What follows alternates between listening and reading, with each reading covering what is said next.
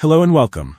Today I'll show you how to access the boot menu on most Lenovo laptops and boot from a USB stick. As an example, I'm using the Lenovo IdeaPad 1.15 IGL7. But don't worry, this guide works for many Lenovo models. Stay until the end.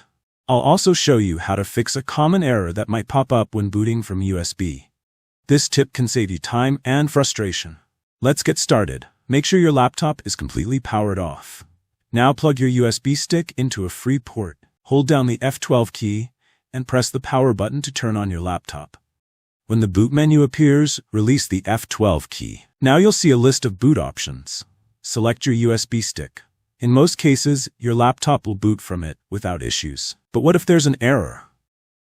If you see the message, Linpus Lite has been blocked by the current security policy, don't worry. This happens because Secure Boot is enabled. Secure Boot is a safety feature that blocks unverified boot media.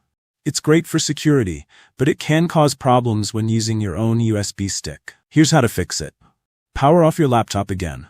Hold down the F2 key and press the power button to open the BIOS. Go to the Security or Boot settings. Find the option called Secure Boot and set it to Disabled. Save your changes and restart your laptop. Now, repeat the F12 steps to access the boot menu. Select your USB stick again. This time, it should work perfectly. You've done it. Now you know how to boot your Lenovo laptop from a USB stick. You also know how to handle Secure Boot if it gets in the way. Did this video help you? If yes, please subscribe to my channel, give this video a thumbs up and leave a comment. Let me know if it worked or if you have questions. Thanks so much for watching.